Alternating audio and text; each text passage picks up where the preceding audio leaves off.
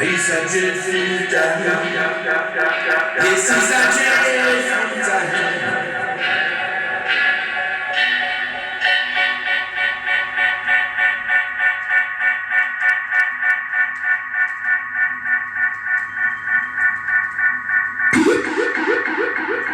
What a dreadful time down in the Babylon. My name's Derek, aka Striker D, from Heartical Hi Outernational sound system.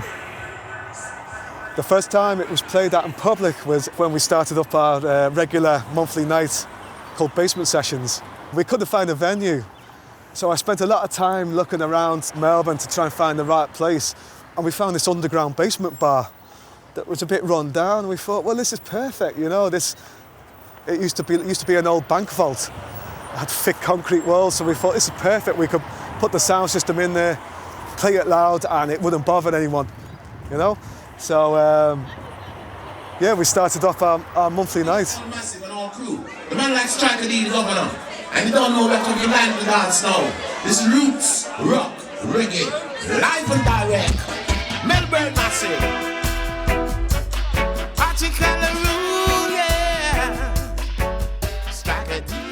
Well, I grew up on the outskirts of Liverpool as a youth. So I grew up in the post-punk era of the 1980s, listening to a lot of music back then. Growing up in the 80s, reggae music was always around. It was kind of like the wallpaper in England. But I didn't really embrace it till my later teens when I had a friend that was living in London. And I went down to visit him, and we ended up going to the Notting Hill Carnival. And it was a real sort of eye-opener for me, seeing all these like home-built sound systems which sounded amazing, playing reggae and dub. That kind of just really sort of planted a seed in my head here, and kind of made me think I'd really love to try my hand at building something like that one day. When I had a little bit of money, I bought some plywood, had a design I wanted to build, and just chipped away at it, really.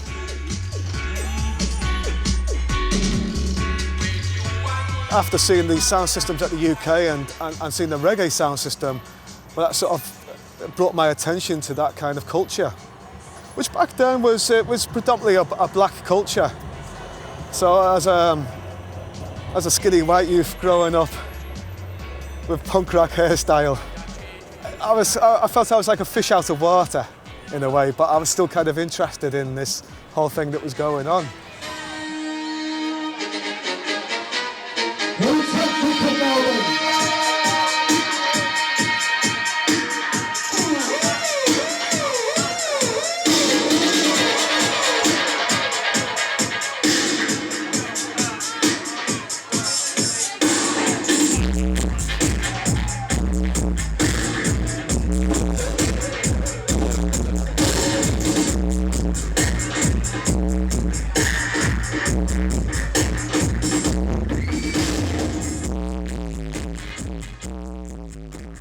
My friend took me to see Jar Shaka, and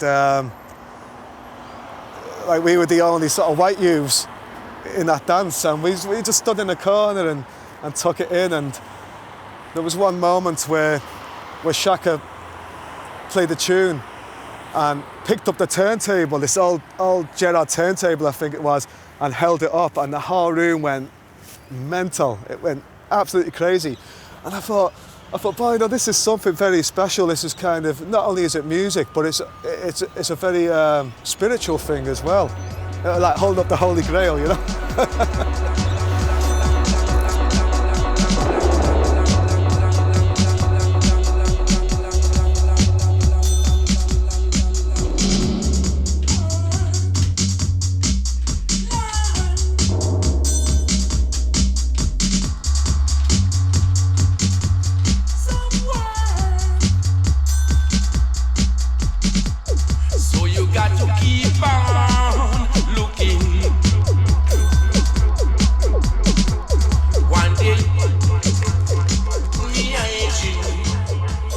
Years ago, when we started, we were the only sound.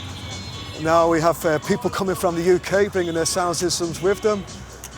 We got people starting to build up their sound systems. So I think there's soon there'll be 4 to 5 sounds running in Melbourne. It's a fantastic thing. I mean, it's something that has reached Melbourne quite late.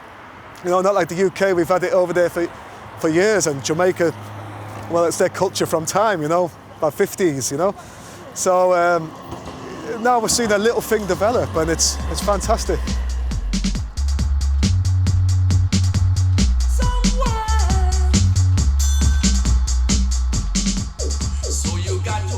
I think up until the 70s, and I can't be exact about this, but I understand that Australia immigration had a white-only policy, which is a funny thing because Australia is a black country, you know, the indigenous people of this country are black. So how can you possibly have a white-only policy when it comes to immigration? But they did, and I think, you know, for people like, say, from the Caribbean, the doors were closed. So Australia, you miss out on a lot of culture and a lot of great music and stuff, you know?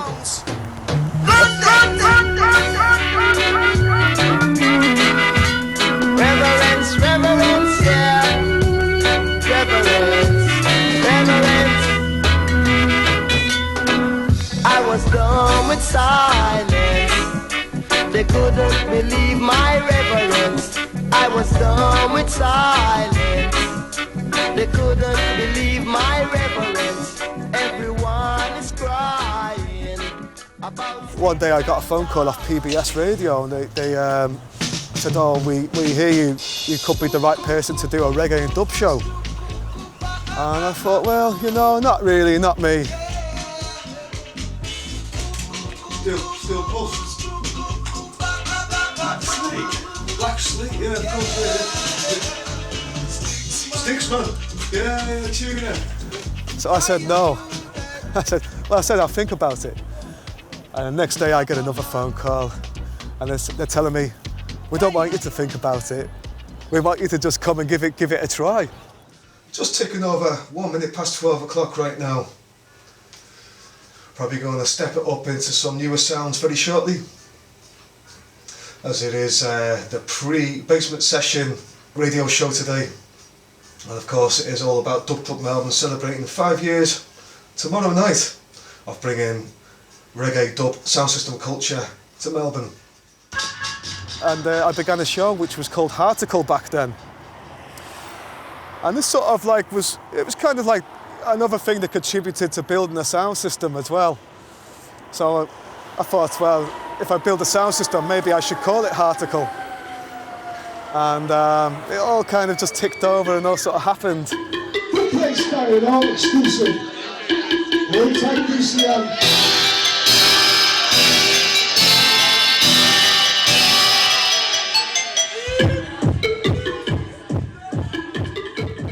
At first, we used 2 turntables because we didn't think that the Australian people would understand the 1 turntable thing.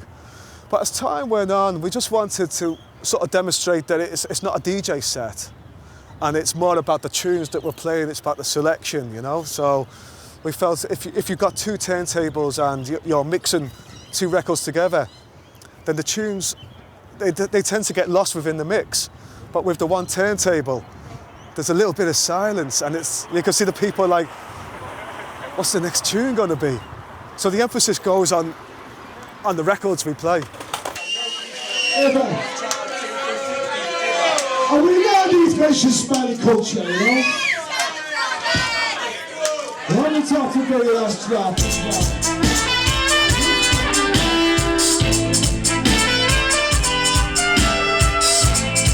Every day an innocent brother or sister dies by the hands of an officer. Who do the next? First degree murder, no one charged. Family, friends, and picnic.